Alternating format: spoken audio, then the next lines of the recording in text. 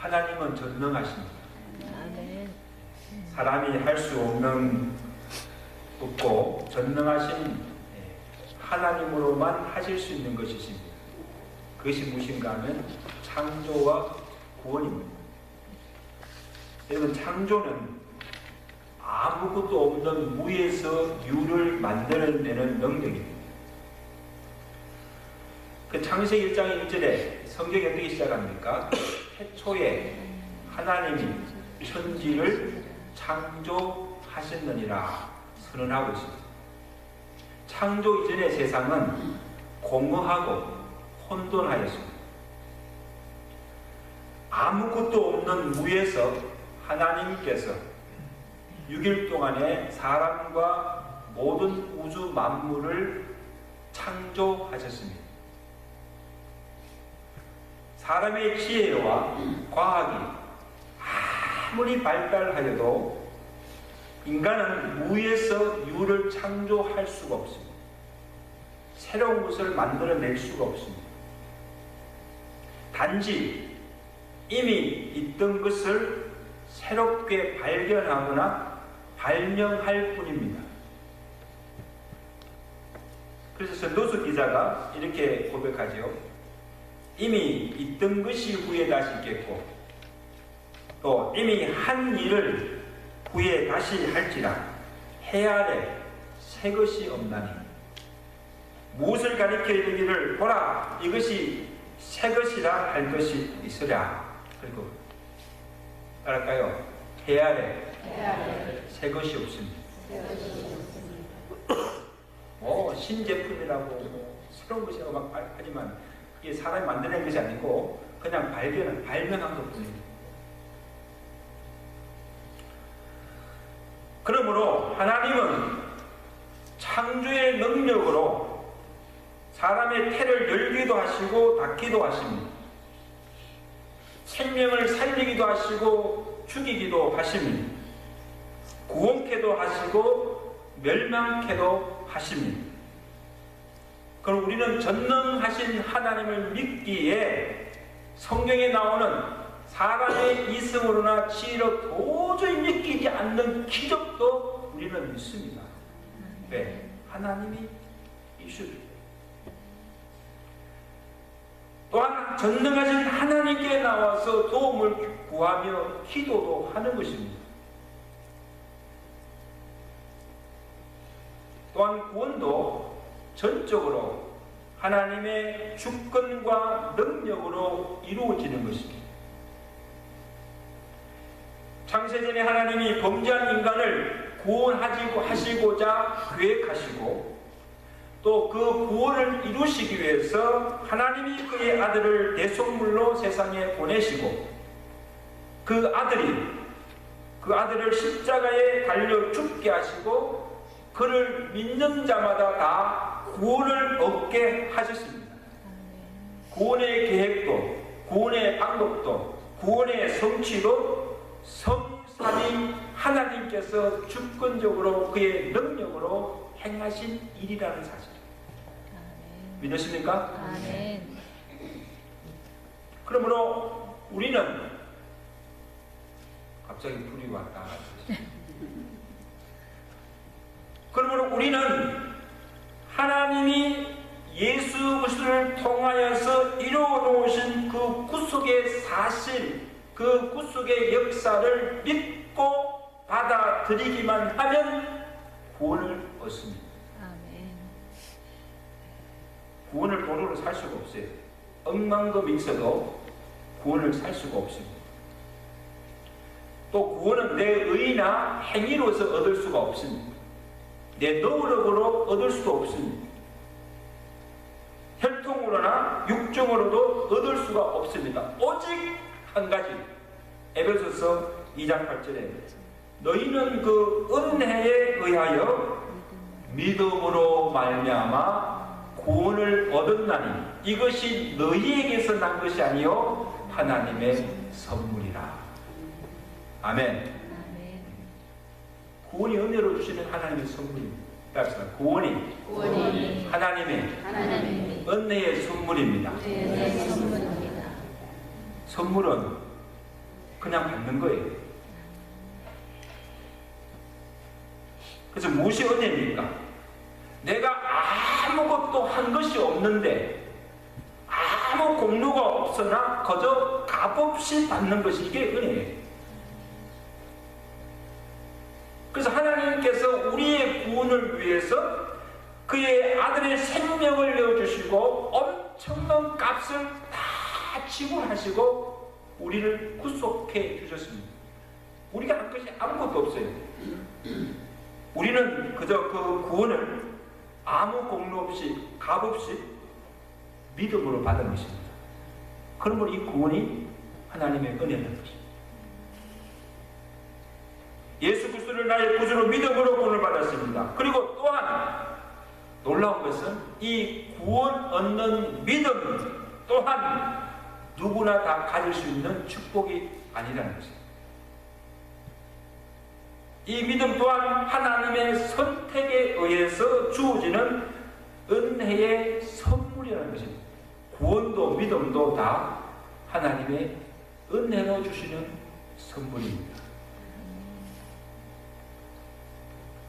이 말씀은 이 세상에 73억의 사람들이 살고 있습니다. 세상의 모든 사람들을 무조건 다 구원하시는 것이 아니라는 말씀입니다. 하나님께서 미리 구원하실 자를 택하시고 예정하시고 택한 자를 부르셔서 구원하신다는 사실. 하나님의 택정함이 없이는 믿을 수도 없고 구원받을 수도 없다는 말씀입니다. 이게 우리 칼빈주에서 말하는 예정론입니다. 언제 우리를 택하셨습니까? 에베소서 1장 3절에 곧 창세전에 그리스도 안에서 우리를 택하사 우리로 사랑 안에서 그 앞에 거룩하고 흠이 없게 하시려고 구원 얻게 하시려고 그 기쁘신 뜻대로 우리를 예정하사 예수 그리스도로 말미암아 자기의 아들들이 되게 하셨느니라. 모든 것이 수동태입니다. 창세전에 이 말은 이미 우리가 태어나기도 전에 하나님이 그 기쁘신 뜻대로 우리를 구원하시고자 예정하시고 택하시고 그리고 예수 그리스도를 믿음으로 그의 자녀가 되게 하셨다는 사실입니다. 아멘. 아멘. 여러분 오늘 정신 차리고 들으세요. 그러니까 이 구원의 주체가 내가 아니에요. 믿음의 주체가 내가 아니에요. 하나님이십니다. 그런데 구원의 주체가 하나님이십니다. 하나님이십니다. 이 말씀 하나님이 택하시고 하나님이 부르시고 믿게 하시고 구원케 하시는 구원의 전 과정을 사도 바울은 로마서에서 이렇게 고백합니다. 8장 30절에 또 하나님이 미리 정하신 그들을 또한 부르시고 부르신 그들을 의롭다 하시고 의롭다 하신 그들을 또한 영화롭게 하십니다. 아멘. 선택, 구원, 믿음, 칭의 이 모든 것들이 하나님께서 이루시다. 구원의 시작도 구원의 성취도 구원의 완성도 절대적인 하나님의 주권으로 이루어진 것임을 말씀하고 있습니다. 다시 말하면 이것이 내가 하나님을 선택한 것이 아니에요. 내가 많은 종교 중에 기독교를 선택한 것이 아니에요. 하나님이 우리를 선택하셨습니다. 내가 예수를 믿은 것이 아니에요. 성령 하나님이 나로 거듭나게 하시고 나로 믿게 하셨다는 사실. 이 말은 내가 원한다고 해서 구원을 얻을 수 있고 내가 믿고 싶다고 해서 믿을 수 있는 것이 아니라 절대 전적으로 하나님의 선택과 믿음에 의해서 주어진 은혜의 선물인 구원이라는 거죠. 여러분, 내가 예수를 믿고 믿으려고 애써도 하나님께서 은혜 주시지 않다면 믿을 수가 없다는 말이에요. 아멘. 근데 여러분 어떻습니까? 내가 예수를 믿게 된 것 이 자체가 이게 하나님의 축복이다. 그 예로서 야곱과 에서의 비유를 말씀하시죠. 자, 야곱과 에서는 누구 아들입니까? 이삭의 아들들. 하나님께서 그 리브가가 이들을 잉태하였을 때 아직 태어나기도 전에 복중에 있을 때 하나님께서 약속을 주십니다. 11절 말씀입니다. 11절 말씀 다 쓰죠. 11절 말씀. 다 보세요. 자, 다 같이 씁니다. 시작. 그 자식들이 아직 나지도 아니하고 무슨 선이나 악을 행하지 아니할 때에 택하심을 따라 되는 하나님의 뜻이 행위로 말미암지 않고 오직 부르시는 이로 말미암아 서게 하려 하사 큰 자가 어린 자를 섬기리라. 이미 하나님께서 예정해 놓으셨다는 것입니다. 여러분, 유대 간습에 의하면 에스가 장자로서 축복권을 이어받고 동생인 야곱이 에스를 섬기도록 되어 있습니다. 그런데 하나님께서 어떻게 하십니까? 그들이 복중에 있을 때 하나님은 동생인 야곱을 축복하시고 장자의 축복을 이어가게 하실 뿐 아니라 큰 자가 작은 자를 섬기도록 하나님이 그렇게 하셨다는 사실. 여러분, 이해가 되십니까? 하나님이 무엇을 보고 무슨 근거로 그렇게 하십니까? 야곱이나 에스가 아직 태어나기도 전이고 그들에게서 무슨 선한 행위가 있거나 야곱이 에스보다 더 잘나고 어려워서도 작정하시고 하나님께서 그렇게 축복하셨다는 사실. 그 12절 보세요. 이해가 잘 안 되는 말씀. 12절 말씀. 다 시작. 내가 야곱은 사랑하고 에서는 미워해요. 12절 아니에요? 13절입니까? 제가 가끔 착각해요. 그럼 알아서 그냥 읽으세요. 갑시다. 야곱은 사랑하고 에서는 미워한다. 누가 그렇게 하셨다는 것입니까? 이삭 아버지가 그렇게 한 것이 아니고 리브가가 그렇게 한 것이 아니고 하나님이 언제 아직 그들이 태어나기도 전에 복중에 있을 때부터 하나님께서 그렇게 하셨다는 거예요. 자, 그러면 이 말씀이 무슨 뜻인가 하면, 자 보세요. 오늘 정신 바짝 차리고 들으세요. 안 그러면 다음에 오해하십니다.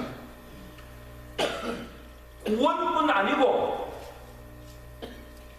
하나님이 베푸시는 사랑도 긍휼도 축복도 하나님께서 택하셔서 하나님이 사랑할 자를 사랑하시고 긍휼 베풀 자에게 긍휼 베푸시고 축복하실 자를 하나님이 축복하시고 내가 주장할 것이 아닙니다. 그럼 여러분, 아이고 하나님, it's not fair. 하나님 불의하시지 않습니까? 다 구원하시지 누구는 택하시고 누구는 버리십니까?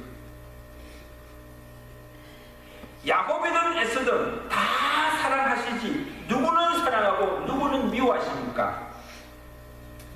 하나님 사람 차별하시고 편애하실 수가 있습니까? 가끔 성도들 중에요, 시험된 성도를 보면 가만히 보면 목사님이 편애합니다. 누구는 사랑하고 누구는 사랑하지 않는다. 누구는 막 이헉하고 누구는 이렇게 악수도 그냥 세게 안 해주고 그렇게 안 해요. 여러분, 이거 시험될 문제가 아니에요. 지금 하나님이 그렇게 하신다는 거예요. 하나님이 그렇게 하신다는 거예요.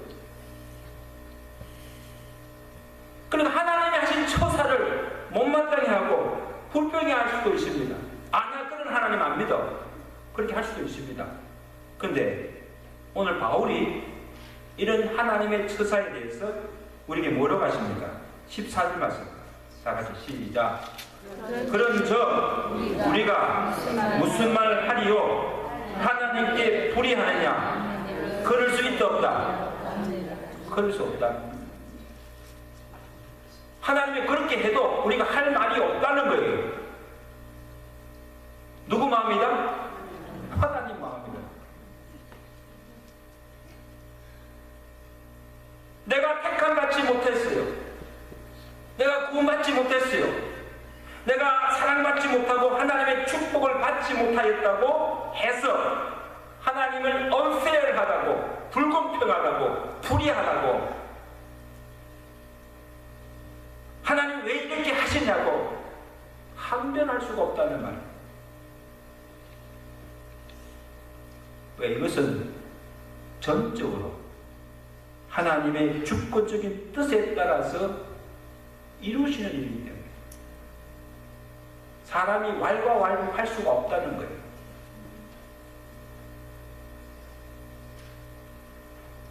그 다음 또 하나 비유가 나옵니다.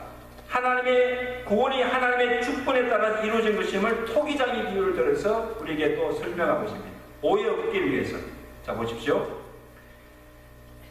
토기장이가 진흙을 가지고 그릇을 만들고, 이게 진흙들이 다 이렇게 모여있어요.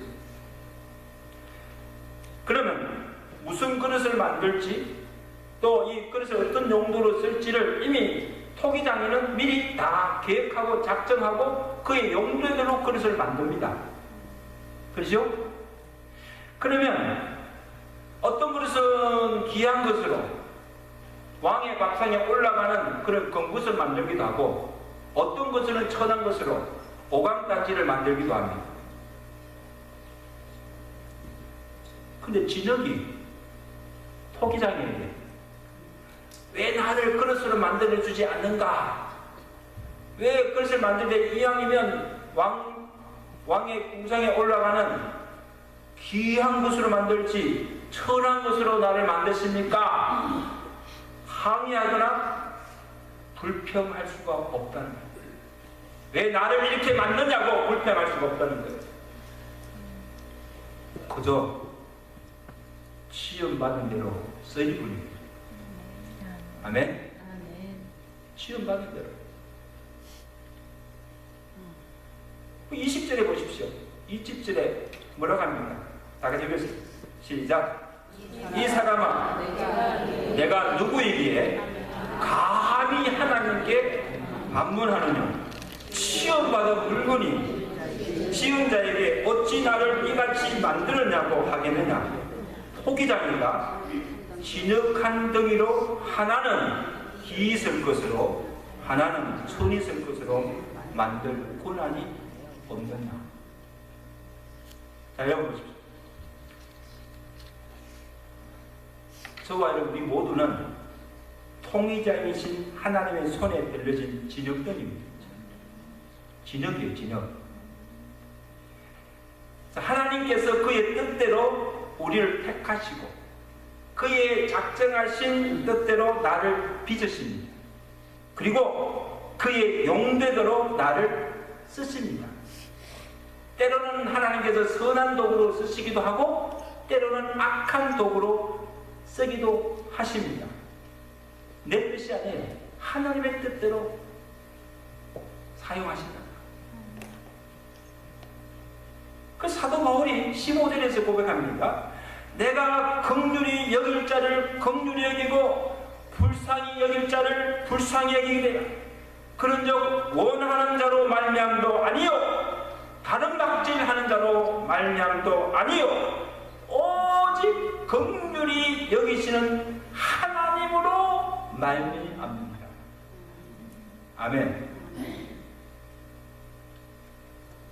내가 원한다고 해서 하나님의 축복을 받고 내가 믿고 싶다고 해서 믿을 수 있는 것이 아니요 다른 일 하며 내가 애쓰고 노력해서 쌓은 공로로 구원받을 수 있는 것이 아니라 아무리 소원하고 다른 박질을 해도 하나님의 은혜와 긍휼이 아니고서는 안 된다는 사실.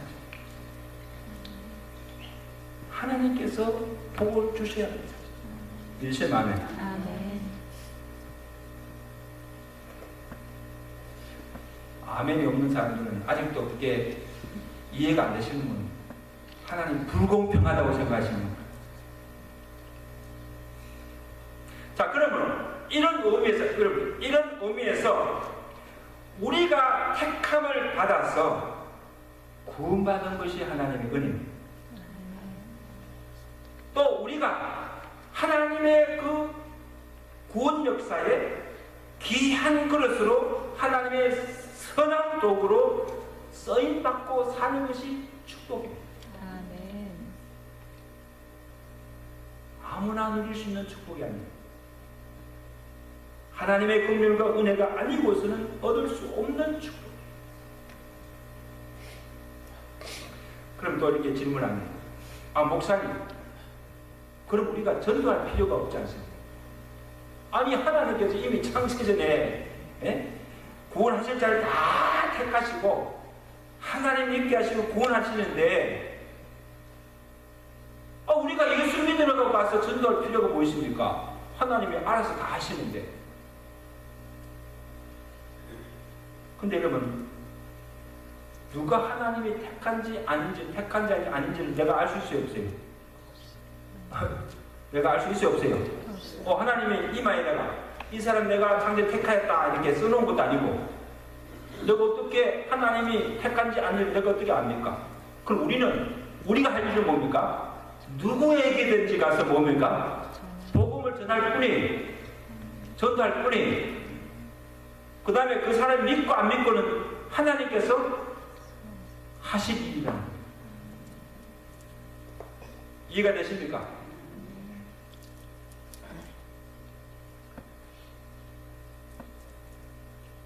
그 18절을 보십시오. 하나님께서 하고자 하신 자를 긍휼히 여기시고 하고자 하신 자를 완악하게 하시느니라. 자, 이거죠. 자, 누가 하나님이 택한 자인지 아닌지를 알 수 있는 한 가지 방법이 있다는 거예요. 뭔가 하면 마음의 강팍함을 보면 알 수가 있습니다. 자, 보시죠. 하나님께서 긍휼을 베풀고 하나님께서 은혜를 주시는 자는, 하나님 긍휼이 여기지 아니한 자는, 하나님께서 긍휼을 베푸시지 않고 은혜를 주시지 않는 자는 하나님께서 그 본능대로 살도록 그냥 내버려 두십니다. 사람이 태어나서 그 본능대로 산다고 한다면 사람은 악합니다. 완악합니다. 죄를 지을 수밖에 없습니다. 아무리 복음을 전해도 계속 거부하고 믿지 않습니다. 그리고 죄를 지어도 죄를 깨닫지 못하고 끝까지 죄를 회개치 않습니다. 그 이유가 뭡니까? 하나님이 긍휼히 여기지 아니하시고 그 마음을 강팍하게 하세요. 그냥 그 본성대로 살도록 내버려둬요. 어떻게 할 수가 없어요. 반면에 아무리 완악하고 교만한 자라도 정말 그냥 강도 같은 죄인이 할지라도 하나님께서 구원하시기로 작정하신 자라면 하나님께서 그 마음을 부드럽게 하시고 완악한 마음을 부드럽게 하시고 복음을 받아들이고 믿게 하셔서 구원 얻도록 긍휼을 베풀어 주십니다. 믿으시면 아멘. 이게 하나님의 은혜다. 그러면 여러분요, 믿음은요, 절대 믿으라고 강요해서 믿어지는 것이 아니에요. 하나님께서 그 마음을 감동케 하시고 은혜 주실 때만이 믿어지는 것입니다. 믿으시면 아멘. 그러니 믿음이 하나님의 은혜의 선물이라는 거예요. 옆에서 인사합니다. 믿음이 하나님의 은혜의 선물입니다. 이 은혜가 여러분과 함께 하시길 제가 축원합니다. 그러니까 이제까지 믿어지지 않는 것들이 막 믿어지기 시작하는 거예요. 성경의 사실들이 그냥 막 깨달아지고 막 이해가 되고 막 믿음이 생긴다는 거예요. 이게 하나님의 은혜는 하나의 은혜 받은 증거예요. 제가 문혜모 성도님에게 이렇게 물어봅니다. 요즘 이렇게 교회에 오시는 어떤 설교가 들리면 그러니까 설교가 들린대요. 할렐루야. 이게 참 이게 내가 말씀이 들려지고 말씀이 그렇게 깨달아지고 이 믿어지는 것이 이게 하나님의 은혜예요. 은혜를 받고 있는 거예요. 증거예요. 때가 되면 하나님께서 믿음 주셔서 그 믿음으로 구원 얻게 될 줄로 믿습니다. 우리 윤혜모 성도님 아멘? 그때는 아멘 하셔야 돼요. 아멘. 믿음대로 될지어다. 아멘. 저는 요즘 관심이 많아요. 이것이 하나님의 주시는 축복이다 말씀합니다.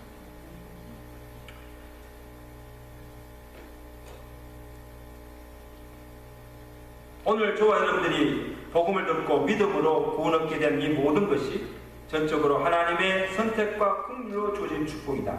자, 하나님께서 우리에게 이러한 축복을 주시는 이유가 무엇인가 하면 첫째로 우리로 겸손케 하기 위함. 뭐하기 위해서? 겸손하기. 구원이 나의 잘남이나 의의가 있어서가 아니라 그냥 하나님의 은혜로 받은 것인데 내가 뭐 잘났다고 자랑할 것이 있습니까? 무엇을 내세울 것이 있습니까? 우리는 하나님 앞에 겸손할 수밖에 없어요. 아무 자랑할 수 없는 존재임을 깨닫게 하시겠어요. 겸손하는 거죠. 자고하거나 교만하지 말라는 거예요. 둘째는 뭡니까? 우리는 오직 감사할 것밖에 없다는 거예요. 아멘. 나 같은 주인 살리신 것도 주님의 은혜요. 이제껏 산 것도 주님의 은혜요. 하나님의 영광스러운 복음의 도구로 쓰임받게 하신 것도 하나님의 은혜. 그러므로 만님이 있어도 그 은혜를 다 찬송할 수 없고 무엇으로도 그 은혜를 다 갚을 수가 없는 것입니다. 합시다.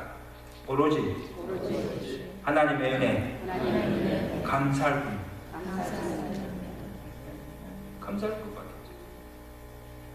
또 한 가지는요, 하나님께 전적으로 하나님의 은혜로 구원 얻게 하신 그 이유가 구원의 확신을 가지고 구원의 보장을 하신 것입니다.